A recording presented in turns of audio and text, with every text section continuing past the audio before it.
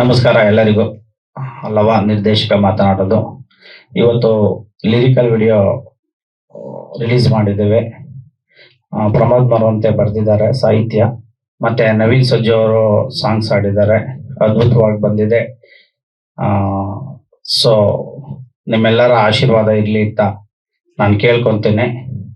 ನಮಗೆ sensor certificate ಸಿಕ್ಕಿದೆ ಬಾರಿಗೆ ಅಂತ ಹೇಳಿ. ಅನೇಕ ಕಾನೂನು ಅಡೆತಡೆಗಳಿದ್ರೂ ಕೂಡ ಸೆನ್ಸಾರ್ ಆಫೀಸರ್ ಅವರ ಕಾರ್ಯನ ನಿಷ್ಪಕ್ಷಪಾತದಿಂದ ಯಾರೇ ಇನ್ಫ್ಲೂಯೆನ್ಸ್ ಮಾಡಿದ್ರು ಯಾವುದಕ್ಕೂ ಕೇರ್ ಮಾಡ್ದಲೆ ಕಾನೂನು ಏನ್ ಹೇಳುತ್ತೆ ಅದಕ್ಕೆ ತಲೆಬಾಗಿ ಕೊಟ್ಟಿದ್ದಾರೆ.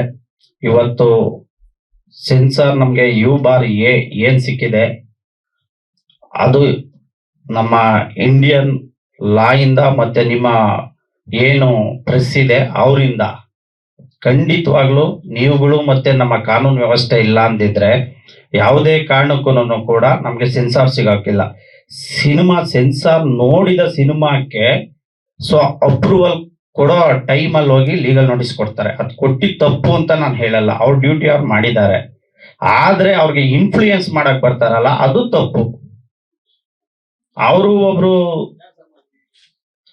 ಅದು ನಮ್ಮ ಹತ್ರ ಎವಿಡೆನ್ಸ್ ಇಲ್ಲ. SRV ಥಿಯೇಟರ್ಗೆ ಬಂದಿದ್ದಾರೆ, ಅವ್ರು ಬಂದಿರೋದು ನಿಜ. ಒಬ್ರು ಏನು ಆರೋಪಿಗಳಿದ್ದಾರೆ ಅವರ ಕಡೆ ಸಂಬಂಧಿಗಳು ಮಾಡಿದ್ದಾರೆ. ಈಗ ಅವ್ರು ಹೇಗೆ ನಮ್ಮ ಮೇಲೆ ಅಲಿಗೇಷನ್ ಮಾಡ್ತಾರೆ ನಾವು ಮಾಡಬಹುದು. ಈಗ ನಾನು ಒಂದು ಸ್ಪಷ್ಟವಾಗಿ ಹೇಳ್ತೀನಿ, ಇದು ಸಮಾಜದಲ್ಲಿ ನಡೆಯುವಂತ ಅನೇಕ ಸತ್ಯ ಘಟನೆಗಳನ್ನ ಇಟ್ಕೊಂಡು ಮಾಡಿರುವಂತ ಸಿನಿಮಾ. ಸಮಾಜದಲ್ಲಿ ಯಾವುದು ಅಂದ್ರೆ ದಿನನಿತ್ಯ ನಡೀತವೆ ಕ್ರೈಮ್ಸ್ಗಳು. ಆ ಕ್ರೈಮ್ಗಳನ್ನ ತಗೊಂಡ್ ಮಾಡಿರೋಂತ ಸಿನಿಮಾ. ಯಾವುದೇ ಒಬ್ಬ ವ್ಯಕ್ತಿ ಆಗ್ಲಿ ಒಂದು ಸಮುದಾಯದ ನೈಜ ಘಟನೆಗಳನ್ನ ಅವರ ಜೀವನ ಚರಿತ್ರೆ ಇಟ್ಕೊಂಡು ನಾವು ಮಾಡಿಲ್ಲ.